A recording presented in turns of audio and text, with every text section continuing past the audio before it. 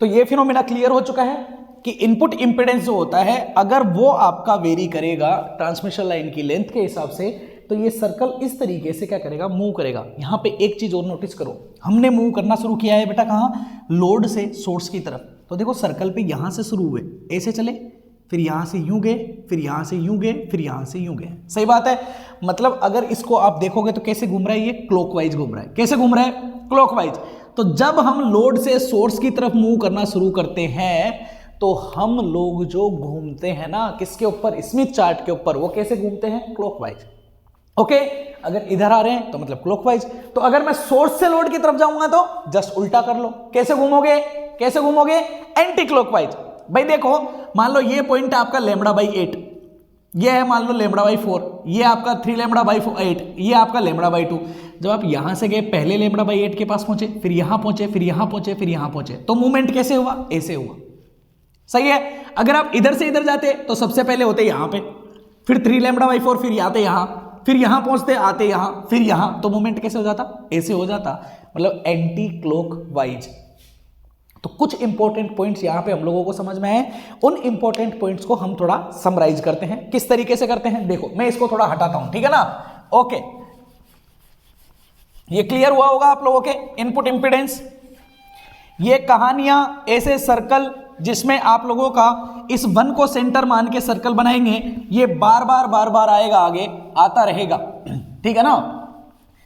अब मैंने ये डिसाइड किया है आज कि ये आप लोगों के जो इंपेडेंस मैचिंग वाले जो क्वेश्चंस है, वो क्वेश्चंस जब हम करेंगे, ठीक है ना, तो वो इस व्हाइट बोर्ड पे ना करते हुए मैं स्मिथ चार्ट के कुछ प्रिंट निकलवाऊंगा, ठीक है ना। और उन प्रिंट्स पे हम लोग समझेंगे, क्योंकि वहां पे एक परफेक्ट स्मिथ चार्ट बना हुआ होगा, तो इंटरसेक्शन पॉइंट आप लोगों को अच्छे से समझ में आ जाएंगे। ओके, क्योंकि डिजिटल बोर्ड हमारे पास है नहीं, ठीक है ना। अगर होता अभी तो पूरा स्मिथ चार्ट आपको एक बार में ही लिख जाता। ओके, देखो बेटा, पर कोई बात नहीं, चीजें हम लोग खोल खोल के समझ रहे हैं तो अच्छी बात है, ठीक है ना। तो कौन कौन से पॉइंट समझ में आए हैं, पहली बात, ठीक है ना, द इनपुट इंपेडेंस, जो चीजें हमें पहले से पता है क्या है कि the input impedance will depend on the length of the transmission line. ये पहले से पता है, सब जानते हैं ये बात तो हम लोग। सही बात है ना, बिल्कुल। मतलब हम ट्रांसमिशन लाइन के ऊपर क्या कर रहे हैं, मूवमेंट कर रहे हैं, बिल्कुल सही है ना। Okay, next thing, when we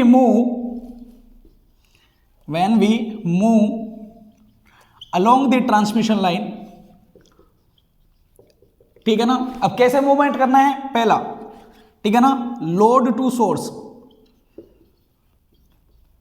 अगर मैं लोड से सोर्स की तरफ अगर जा रहा हूं, मतलब टुवर्ड्स द सोर्स की तरफ हम जा रहे हैं, अगर लोड से सोर्स की तरफ जाएंगे तो कैसे घूमेंगे, तो हम घूमेंगे क्लॉकवाइज, ठीक है ना। वह लोड टू सोर्स अगर हम मूवमेंट करेंगे ट्रांसमिशन लाइन के अलोग, तो हम स्मिथ चार्ट में, ठीक है ना, क्लॉकवाइज इन स्मिथ चार्ट। स्मिथ चार्ट में कैसे मूवमेंट करेंगे बेटा, क्लॉकवाइज मूवमेंट करेंगे, परफेक्ट है। सेकंड थिंग, अगर मैं उल्टा करूं, ठीक है, अगर मैंने किया सोर्स से लोड की तरफ तो कैसे होगा, एंटी क्लॉकवाइज, ठीक है ना भाई, ये हो जाएगा एंटी क्लॉकवाइज। ये भी किसकी बात है, इन स्मिथ चार्ट। समझ में तो आ ही रहा है, परफेक्ट है। ओके, तीसरी चीज हम लोगों ने क्या सीखी, हमने ये सोचा, ठीक है ना, when we move on the transmission line then the impedance, कौन सा इंपेडेंस, इनपुट इंपेडेंस, ठीक है ना, then the impedance will create a circle that having the center of the center of Smith chart. Clear है कि अगर मैं transmission line पे मूव करूंगा तो इंपीडेंस का बिहेवियर ऐसा होगा कि वो एक सर्कल क्रिएट करेगा और वो सर्कल वही होगा जिसका सेंटर कौन रहेगा, स्मिथ चार्ट का सेंटर पाया जाएगा। अब ये लाइन लिखने से प्रीवियस क्लास के जो पॉइंट्स थे वो ऑलरेडी अंडरस्टूड आपको माइंड में आ जानी चाहिए कि अगर ऐसा रहेगा तो उस चार्ट की क्या क्या प्रॉपर्टीज रहेगी। पहली प्रॉपर्टी ये रहेगी कि वो आपका एक constant voltage standing wave ratio का कर्व होगा। दूसरी बात, उस पर रिफ्लेक्शन कोफिशिएंट कांस्टेंट रहेगा, मैग्नीट्यूड, ठीक है ना। तीसरी बात, रिफ्लेक्शन कोफिशिएंट अगर रियल होगा तो आपका इनपुट इंपीडेंस भी रियल होगा। अगर रिफ्लेक्शन कोफिशिएंट आपका कैसा होगा, इमेजिनरी होगा या कॉम्प्लेक्स होगा, अगर कॉम्प्लेक्स होगा तो इनपुट इंपीडेंस भी आपका कॉम्प्लेक्स ही पाया जाएगा। ये प्रीवियस क्लास में इससे रिलेटेड बातें मैं आपको लिखवा चुका हूं, ठीक है ना। तो वो सारी आपके ऑटोमेटिकली माइंड में आ जानी चाहिए। परफेक्ट है, ओके। नेक्स्ट चीज और क्या है, ठीक है ना। अगर हम ट्रांसमिशन लाइन में क्या कर रहे हैं, मूव कर रहे हैं, ठीक है ना, तो एवरी, ठीक है ना, the half wavelength, the half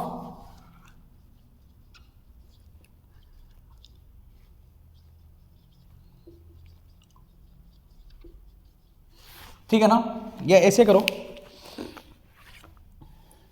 if the length of transmission line, if the length of the transmission line is equal to the half wavelength, then it's create a complete circle, ठीक है ना। तो पूरा का पूरा एक कंप्लीट सर्कल क्या कर लेगा, ड्रॉ कर लेगा, ठीक है ना। It means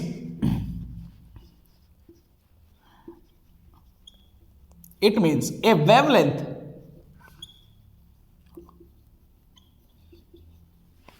create two circle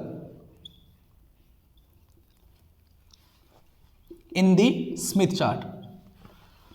अब दो सर्कल कौन से होंगे, तो बेटा एक पे आप घूम लिए, दोबारा उसी पे घूमना शुरू कर लेंगे, तो दोनों सर्कल कैसे रहेंगे, ओवरलैप करेंगे एक दूसरे को। समझ में आ गया, मतलब हाफ डिस्टेंस ही एक पूरा सर्कल कवर कर देती है। अगर उससे ज्यादा चलोगे तो वापस से उस पे क्या रहेगा, ओवरलैपिंग पाई जाएगी। समझ गए कहानी को। तो ये आपका एक क्या करेगा, चार्ट क्रिएट करेगा। ये कहानी आपको समझ में आ गई होगी, बिल्कुल क्लियर है ना। पूरा का पूरा किस्सा एक वेवलेंथ के हिसाब से क्या करेगा, मूवमेंट करेगा। मतलब एक बात आपको समझ में लेनी चाहिए, अगर हम ट्रांसमिशन लाइन के ऊपर अगर हम मूवमेंट करेंगे तो हमारा इनपुट इंपीडेंस जो रहेगा वो चेंज होता रहेगा, but voltage standing wave ratio में, ठीक है ना, and magnitude of the reflection coefficient में कोई भी चेंजेस नहीं आएंगे। किस किस में, वोल्टेज स्टैंडिंग वेव रेशियो में एंड रिफ्लेक्शन कोफिशिएंट, कौन सा, magnitude of the reflection coefficient में कोई चेंज नहीं आएंगे। तो यहां से एक बात और है, अगर मैं बात करूं रिफ्लेक्टेड पावर की, तो आप जानते हो रिफ्लेक्शन कोफिशिएंट का square multiply with incident power होती है ना।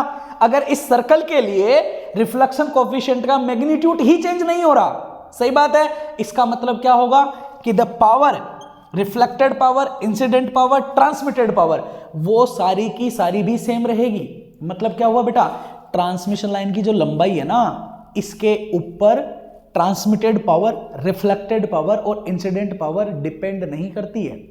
अब ये नहीं है कि डिपेंड नहीं करती है, भाई वहां से आई तो कुछ लॉस होता जाएगा, लंबी ट्रांसमिशन लाइन होगी तो ज्यादा लॉस होगा, वो बात सही है, ठीक है ना।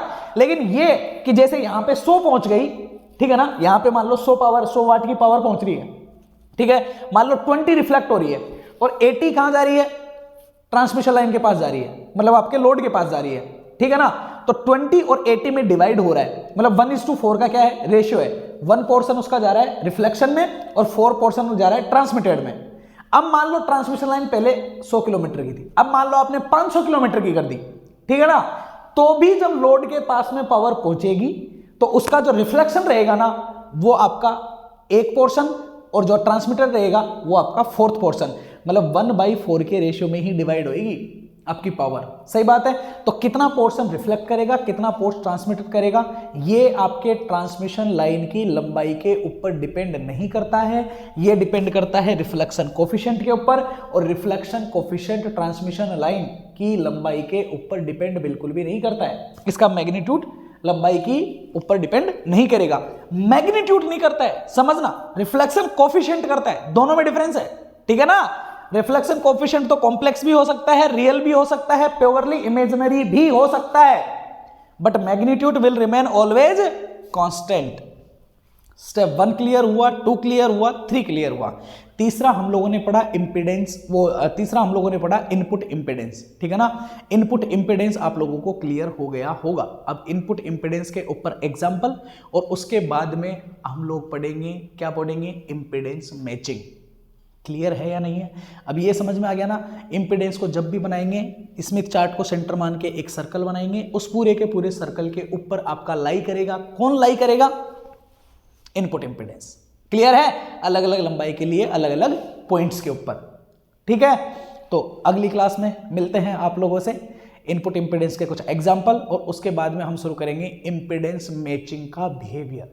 और मैचिंग जो पढ़ेंगे ना, वो भी हम स्टेप बाय स्टेप चल के पढ़ेंगे बेटा। पहले एक एग्जांपल दूंगा, ठीक है ना, फिर सीरीज इंडक्टर सीरीज कैपेसिटर से करेंगे, ठीक है, फिर प्योर करेंगे, फिर आपका पैरेलल इंडक्टर पैरेलल कैपेसिटर लगाऊंगा, फिर दोनों को कंबाइन करेंगे, सीरीज और पैरेलल दोनों को, फिर परफेक्ट इंपीडेंस मैचिंग पढ़ेंगे, ठीक है ना, फिर स्लैब और पढ़ेंगे कि स्लैब प्रैक्टिकल लाइफ में कैसे लगाते हैं। तो सारी जो चीजें है ना, वो स्टेप बाय स्टेप हम लोग पढ़ेंगे, तो आपको पूरी चीजें अच्छे से समझ में आ जाएगी। ओके, तो अभी तो बहुत कुछ बाकी है, अभी खत्म नहीं हुआ है, ठीक है। थैंक यू वेरी मच, मिलते हैं अगली क्लास में, थैंक यू।